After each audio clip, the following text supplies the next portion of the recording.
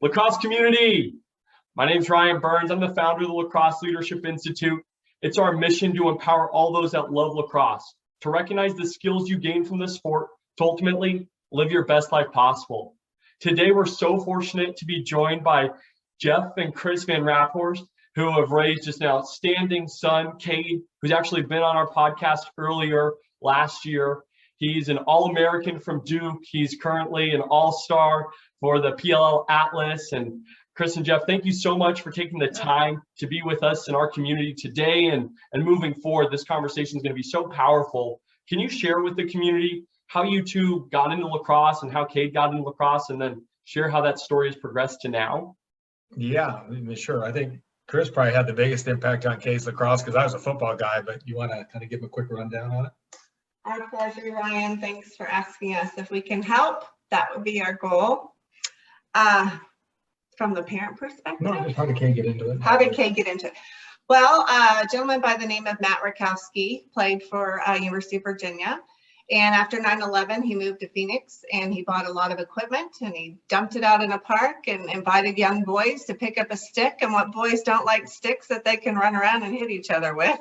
So that began Cade's excitement about lacrosse in 4th grade. He still played football, still played basketball. Went up through the Ahwatukee boys lacrosse program.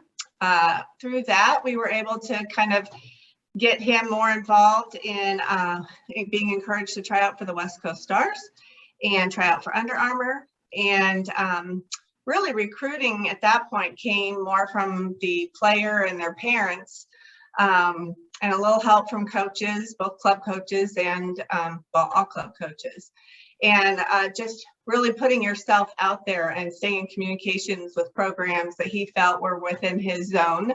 And then he got offered several offers and was fortunate enough to just make a decision of what fit best for his goals and future goals. And he was blessed to play for Duke. Awesome. Well, it's great to know how what Matt did was able to really inspire Cade moving forward. But it seems like you all put in a lot of work and intentionality into Cade playing at that level. Can you share a little bit more about that, please? Yeah, I think that it starts with the kid, the athlete. Do they have a passion? And not just a want to, but a have to. And it has to be burning passion. And so, I always, I think you start there. And I had to learn how to adjust a little bit to even practice with him because I cannot to this day throw a lacrosse ball with a lacrosse stick. So I got an outfielder's mitt and from playing against Boris, went down and just got a bucket of balls and I used a mitt and I could throw the ball wherever I wanted, right, left, high, low. And we went online and, took some of Dan's drills and different things and just tried to find an idea of what really works as far as what skills do they need to do, how to get the ball off the ground, how to make a pass, how to work hard. And, the kids have to work hard. They have to really, everybody looks at it like, oh, if I go to this recruiting event or if I go to this college showcase, I can get seen. And the reality is it's the work that you did 1, 2 years, 3 years, 2 months before. And we kind of found the most valuable, at least from my perspective, some of the most valuable time that we had in youth lacrosse was in the summer, when the more practices that we could get. Everybody wants to go to a club, tournament, but it costs money. But when you get on, the club team and you can practice with better players, make the most of each practice, work real hard. And then the last thing I'll leave all the players with is you got to take care of your business in the classroom because there's so many kids that lacrosse is an academic sport, and the brighter and the better your academic resume is, the more success more opportunity you're gonna have. Yeah, that we've told our kids, okay, you're 15 years old, first day of high school is this Friday with orientation. From this, it's your future. We'll support you, but it's on your shoulders. What you produce first day of high school to your senior year, that's what kind of an adult success track you're gonna have. So you gotta own it. And we'll support you. I was going to go in real quick because I'm assuming this is for players and parents from my perspective.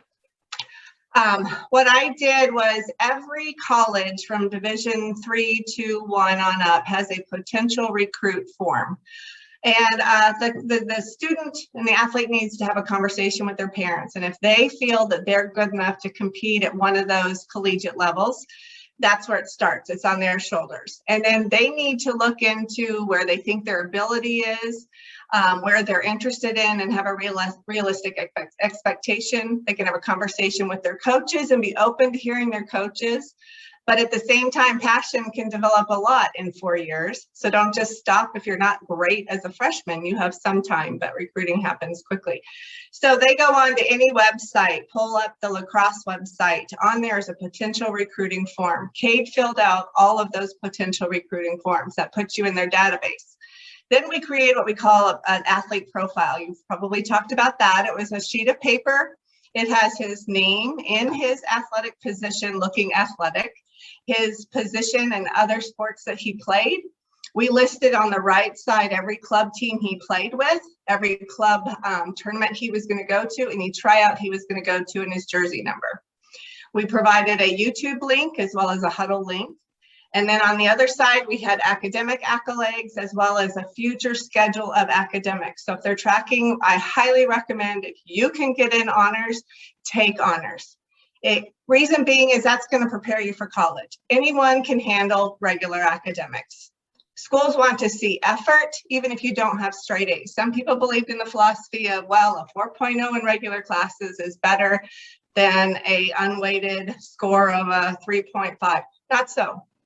If you can handle those honors classes, I'm an educator. I taught special needs up to gifted. I strongly recommend take what honors classes you can. And if you do the homework, you'll get a pretty decent grade. So from there, we went to those tournaments, tried out for club teams like West Coast Stars, tried out for Under Armour.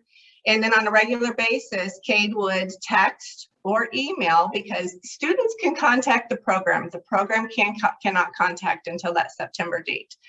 But students can contact on a regular basis. They'll not get a response, but that's okay. They can tell them what they did, had a successful tournament. They can gear their emails and follow what positions in their position are light and what years they were recruited and where there might be a spot. So I strongly recommend to just start communications with the programs. Seems like really it's putting a lot of the onus and responsibility on the kid at the end of the day. They have to have the passion, the dream, the vision to play at that high level. Authentic conversation needs to be had by parents, probably academic advisors, as well as the coaches here to say, hey, where can this kid play? And then from there, the player needs to identify those schools that they'd like to go to and really start filling out the forms, contacting coaches, even though they're not going to hear anything back, which can be hard to swallow as just at non-response read text messages or emails. But it's on the kid to ultimately allow them to be successful and accomplish what the dreams are. And as a coach, you want to see that in a kid. That's the kind of kid you want to recruit. That shows maturity, it shows dedication, and all of us parents are really good at wanting our kids to do well, but it's got to come from the kid. And I think that's big. That's what we keep seeing from anyone who's successful. It's the fact that they have personal accountability. They're willing to do more than the guy next to them. And you guys are laying down what it looked like for Cade to do more than everyone around him. And ultimately, that's why he's the man he is today. It just life takes sacrifice, and you try to teach your kids how to give up short-term gratification for long-term objectives and goals. And, that's something they've got to kind of come to grips with. And, does a kid really want it? They're going to go out when it's 105 and work on a left-handed, pass and catch on a racquetball court at Desert Vista High School. I mean, the reality is people that are in Arizona, what you're working against is you're working against kids that are playing back east that have, lacrosse nets all over the place and balls laying over the place and private trainers and this and that. And, skill training and all kinds of different things. And, you're going to feel like, wow, there's just not a lot of resources out here, but Arizona has a ton of players out here, ton of coaches, ton of opportunity and programs. And you got to just take advantage of it. Find somebody who played in college. Ryan, you played in college. Find those guys. We used to call, just find somebody. Hey, can we hire you on the side? We just want to work on two things, roll back passes, and then off ball, like body language, I think when these kids go to these, when they go to these club tournaments and things like that, don't underestimate as a player body language. You know, are you hustling? Are you chasing down a ball? Are you riding when nobody's looking on the back end of a field? You know, are you riding and causing a turnover? And so that's one thing I would just kind of really emphasize. And then last thing is we took Cade to Under Armour tryouts really young. Like I think he was freshman. 8th grade. 8th grade. We took him for the high school, and he had no shot at making it, right? But we wanted him to go through that and see what it looked like. The guys that were getting selected, what did they look like 2-3 years from now, and how are you going to get ready for that? And you know, and it's okay to fail and to get rejected, but it's more important how you bounce back from it. So those little things help. You know, if you put your kid in a tryout, it might cost you a little bit of money. It's, you know, you might get a day or two with some really good players. I think it's a pretty good sanity check. We used to tell our kids, you've got to play the whole game, not just the game. And that's important because every athletic move is an opportunity for a coach looking on thinking, oh, I can do something with that. They may not have the greatest skills, but the athleticism. And so they're going to watch you in a game. They're going to watch you warming up for the game. They're going to watch you walk off that thing. They're going to watch you talking to your parents after. And so I always tell my kids, every part of the whole picture is part of a tryout. You're always within a tryout. So that's kind of what I said. I do want to put a plug, if I can, for Deemer Class. He's a female coach now at USC, and he has a program called First Class Lacrosse Online. And they're individual drills that a kid can put on their phone and go out in the backyard and maybe not pay, you know, a coach. It's called learn.firstclasslax.com. So learn.stclasslax.com. And there's a lot of those on there that athletes can go on and get some skill training one-on-one just by taking the time to do the drills. Wish we would have had that for Cade. Oh my gosh. You talk about the resources and being able to put in the time on your own, even when it's 105, 115. I remember being in the wall in the Corona del Sol racquetball court with my sister, and we were just doing anything we could. And that's what it takes, like you said. Chris, thanks so much for sharing what Deemer Class is up to. He's got amazing things all over social media. So I'm glad to hear he has something for our youth. Is there anything else that you guys did to help Cade put in extra work? Or when you talk about body language, I know we say be attentive, be hustling. Anything else you want to highlight on those parts? I think that, you know, it was interesting to go through the recruiting process because being a football guy, I wasn't sure if Cade specialize in lacrosse? Does he have to catch up to these guys? And, you know, talking to the coaches, you know, Coach Danowski, Coach Caputo at Duke, they're like, we want him playing as many sports as he can, being an athlete, succeeding, failing, all of that. And we're like, you know, hey, look, he's playing a lot. What if he gets dinged up, he gets hurt? You know, Cade had a knee issue as an 8th grader. And they're like, you know, if he gets hurt, we got great medical people back here, we'll fix it. And I think parents don't get locked into, oh, my kid just wants to be a lax player. You know, go play, go wrestle, go do track. Oh, I can't do track because it's spring, but, you know, go run fall track program or enroll in that, play football, play basketball. Yeah, indoor box. I mean, I think that's probably the other thing that was surprising is like when Cade got recruited till now, it used to be everything was generated out of a midfield dodge. And you get the big power midi, you know, the Syracuse guys, right? Big middies that can run and they create the dodge, create a double team, slide, throw it down, goal line extended. And now what's happening is the game has shifted. The game is shifted to getting the ball in and out of your stick quickly and make the right pass, move, cut away. Don't be the guy that's just going to be the superstar athlete because there's somebody else on the other end who's a defenseman just waiting to knock you out. And so I would just say, you know, the game's changed, watch it, realize it. And it's not about how much you score. It's your stick skills, your passing skills, all those little things. And I would tell players and the parents, listen to coaches. Coach, you guys know, you've played it, you've been there. It's hard to hear sometimes, you know, or it's hard to, you know, deal with good news or bad news. But, you know, that's life. Deal with it, move on. But be an athlete, you know, for sure. one thing, when we start out, we're a football family, and Jeff used to break down their film and talk through it, and the kids liked to do that. That was fun for them on Sundays. And then it kind of transferred into Cade. He would watch collegiate lacrosse, and he would watch the deep holes, and he would watch their strategies. And so he kind of broke down his own game film. Again, that inward passion, field time, exposure time, analyzing, play, it all leads to more success. And it's funny, like but I go over the body language and the off-ball stuff. Just because the ball is 25 feet away from you, you got to be ready and anticipating what happens if that ball leaks out. Am I going to be the backside pass guy, or am I going to get to the middle for a pass, open up? Almost, for the young kids, it's learn how to play lacrosse without a stick in the ball. If you just had to move your feet on the field, could you get in the right spot? And Christy's right. Like, we used to look for video of other lacrosse players. You didn't have that, right? It was hard to get a MLL tape. Now you got the PLL, stuff's on YouTube, stuff's on Peacock. Watch how somebody on defense does an approach. I mean, I think Dan and Matt and Bo must have talked to Cade 500 times on approaches, approach angles, body position. And that's what we're talking about, body language, right? When you approach somebody really aggressively, a coach goes, "Oh, wow, solid approach." And, each coach, when we go to Duke things, they would always tell about a player, "Hey, I recruited Ryan because," and they'll tell you, first time I saw Ryan was this. And one of them was, I saw Ryan covering kickoffs on Long Island, and we knew he's a good lacrosse player because we've seen him, but I wanted to go see how he fought through traffic. And if he really wanted to get to the ball, and you're like, that was, I'm looking at Danowski like, that's the reason you decided on giving him a scholarship?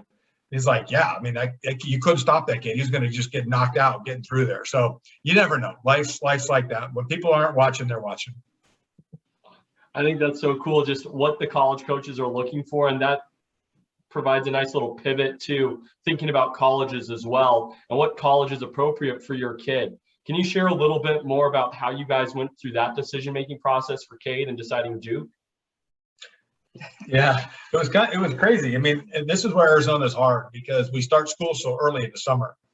A lot of the coaches wanted him to come and visit in mid-August, third week in August. They were coming back from their breaks. So Cade primarily got recruited by three schools, the heaviest: Notre Dame, North Carolina, Duke, UVA, a little bit less.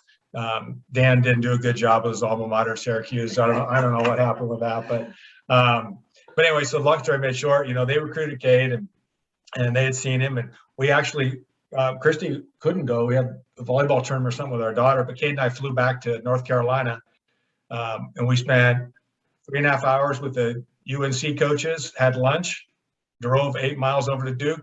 We left UNC, and Cade's like, "Oh, I'm going to UNC." And then we sat down with coaches and then had, 3 hours with them. We flew home the next day. That was it. So you just never know. But, it's like Christy talked earlier about, finding the right school that fit. What was your advice to him on that? I don't know if it's advice, but he came home from those schools and loved different things about each of them. And for Cade, he wanted a national championship, which didn't happen. But I remember him sitting in the game room and had this yellow piece of paper, and he's like, I can't decide. I like this about this program and this about this program. And so he wrote down what benefits from this school and benefits from this school, what he didn't necessarily like about this school and this school. And when it came down to it, he said, "Dad, when it's all said and done, I just think a degree from Duke is the best for me. And I probably wouldn't get in that school if I hadn't worked this hard to be an athlete." He wouldn't have.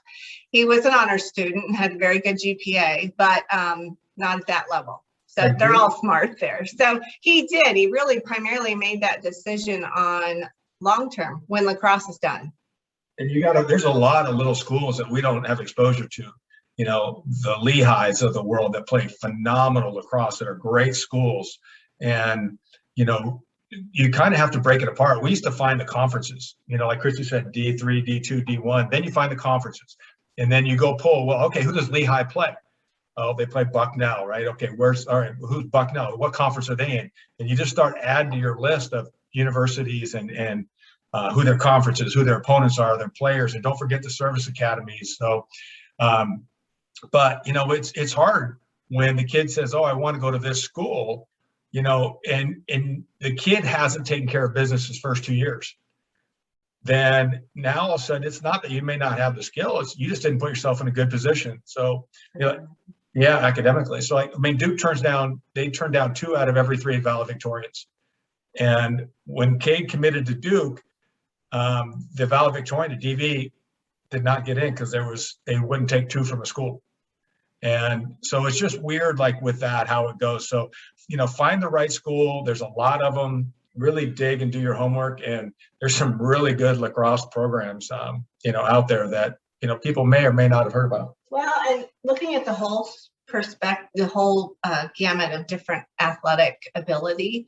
Our oldest son went to a D3 school, and there's some great D3 programs that you may not get into academically, but because you're a really good lacrosse player, you take the advantage of a higher academic institution. Because again, this is about life and what your track is as a career, you know, focused person. And if you want to go to grad school, where did you go to undergrad and how did you do in that undergrad? And if you have a higher academic D3, that's going to pay off more than a D2. But, you know, if you don't have the academic ability for some of those higher level D3, D2 is also a good way to, you know, get a degree and be able to do it while you play, and they give scholarships in D2.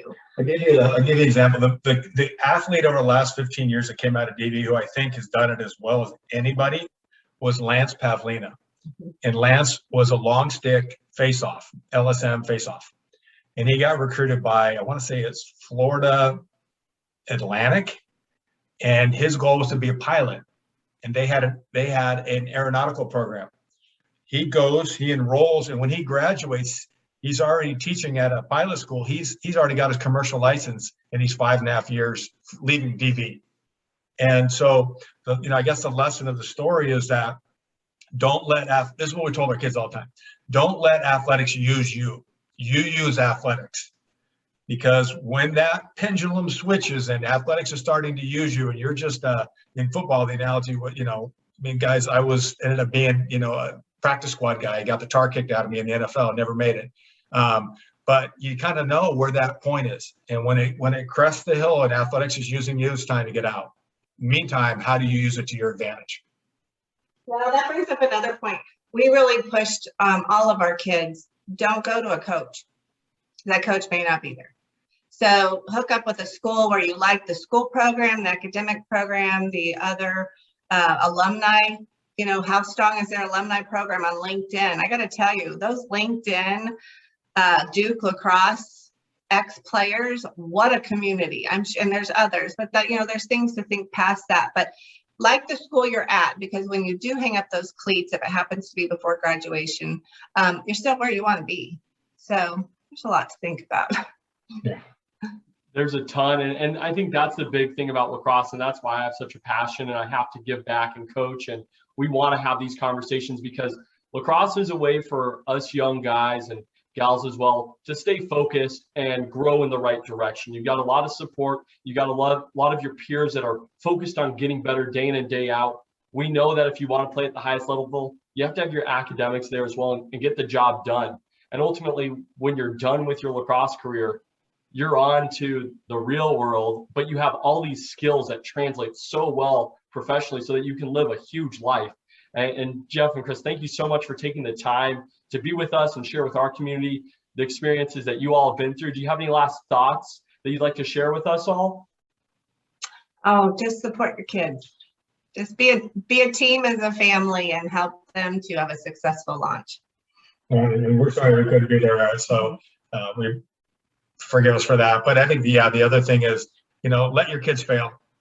Don't, you know, it's funny, just like I remember, you know, the stories that come out of Duke's the first month of school. There was like a parent online chat thing, and some lady was writing in, my son has a cowlick and he has to go to a certain barber. Does anybody know the right barber? And I swear that you would. Let them go. Yeah, just teach your kids how to be responsible. Let them fail, and then regardless of whether they play lacrosse after high school, play lacrosse. Go play a year. Go play 2 or 4. Because when you interview, companies are looking for athletes, and I tend to like the athletes that, you know, may not have been the All-Americans, the guys that were, I call them mudders, you know, somebody that really grinds and plays because they had a passion for it. They wanted to do it. And, you know, so it's, you know, this because you're a very successful business guy now, right? A resume comes across your desk and it says lacrosse on it. Okay, you got something in context with them, and you're going to look at that resume a little differently. And it's, the lacrosse community is extremely tight. Don't lose the value of putting that on for your even a year or two just on your resume and experience it. That's a quick valid point. When Cade is at BlackRock, he can sit down in business dinners with all sorts of dads who are in the mess of their second grader, third grader, fifth grader. And all of a sudden, you're not just Joe Smith from X company. There's another venue to use it to your advantage. So it is a great community and a high academic community. Oh, it's huge. Well, thank you too so much for taking the time. That one thing that you talked about just in terms of letting your kids go and letting them fail. You talked about Cade and tryouts or the big games. It wasn't the game that was important. It was 2 or 3 years leading up to it that was so important.